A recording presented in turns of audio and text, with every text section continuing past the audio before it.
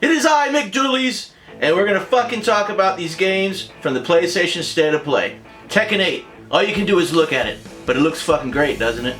It's only for the PS5, so that means it's gonna look good and not be hampered by, you know, having to be also on the PS4, which I'm happy about that. I'm about sick of you PS4 owners. You know, you need to fucking move on. It's by Bandai Namco, of course. You know, if you don't like Tekken games, I mean, Tekken's like, along with Street Fighter, Mortal Kombat, it's like some of the best shit that you're ever gonna, you know, play on a fucking, you know, versus kind of game. I don't really have a whole lot to say about it, but you can see it looks really cool. Tekken's awesome, and lots of awesome comparisons, and it looks a hell of a lot better than Tekken 7. Star Wars Tales from the Galaxy's Edge isn't a new game, but it's a fucking cool game. It's a PlayStation VR 2 game. It's an action-adventure virtual reality experience that lets you travel across the galaxy to the planet of Batu and live out your own unforgettable story. You'll fight alongside classic characters and face intimidating villains as you explore all new regions and eras of the Star Wars galaxy. It has multiple styles of gameplay and difficulty settings. You can check out this game. It's not a new game, so you know you can check it out on Oculus.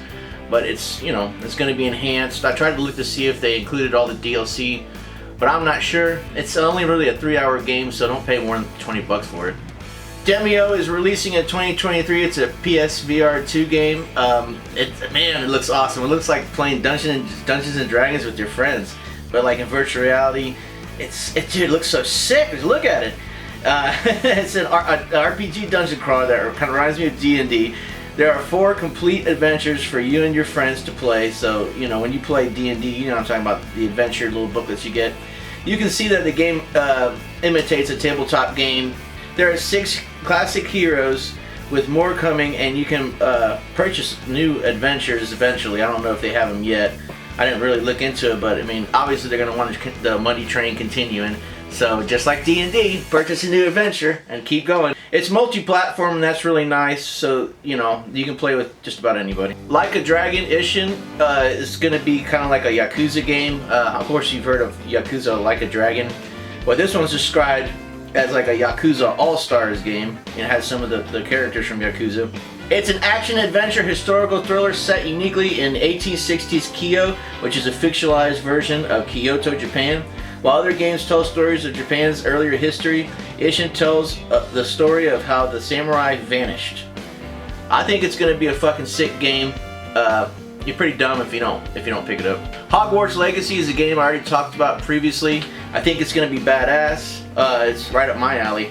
It's an immersive open-world action RPG set in Harry Potter's world. The Harry Potter prequel is set in the 1800s.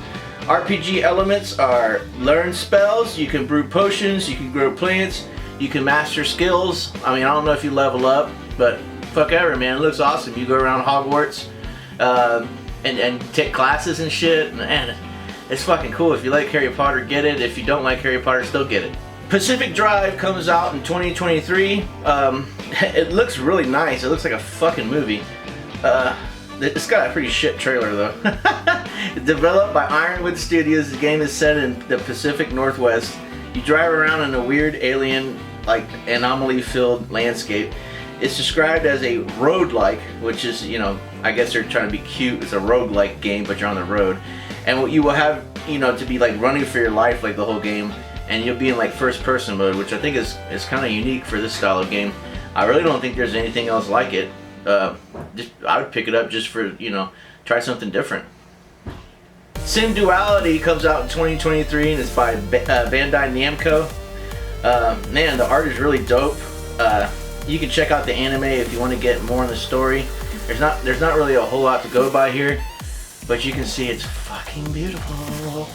Stellar Blade is coming out in 2023. It's going to be a PS5 exclusive. The project was formerly known as Project Eve. It takes place on mankind's last city, Zion on Earth. Eve and her comrades land on the surface to reclaim the extinct Earth and cross paths with a survivor named Adam. Adam takes you to the city of Zion to help rebuild it. So, I mean, there's not a whole lot I can go on here. That's about all I can get about the story. But you can see that it's killer. This is probably be aside from with the last game I'm going to talk about, I probably recommend this above any other game on the list. Check it out. I'll put another trailer at the end of the video. I take that back. Rise of the Ronin might be a little bit better. Sadly, it comes out in 2024. It's another samurai game. I know a lot of people have been saying that PlayStation is like really doing a lot of samurai shit, but all of it looks really good. It's going to be a PS5 exclusive. It's a combat-focused open-world action RPG game that takes place in Japan in a time of great change. Set in the late 19th century, Japan is facing the darkest of times as it struggles with its oppressive rulers and deadly diseases, while Western influence permeates as civil war continues to rage. You play as a Ronin armed with katanas and firearms.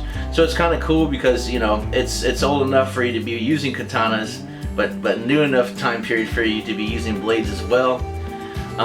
It's another game that's a PS5 exclusive that you see what happens when a game is a PS5 exclusive and not on PS4.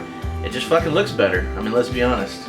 And by the way, if you don't know what a Ronin is, it's just a fucking samurai that travels around by himself and has no master. I'll put some more gameplay at the end of the video. I will not be putting any extra gameplay of God of War Ragnarok at the end of the video because you guys should already know what God of War is. If you played the first one, you're gonna know what the second one is gonna look like, so fuck you.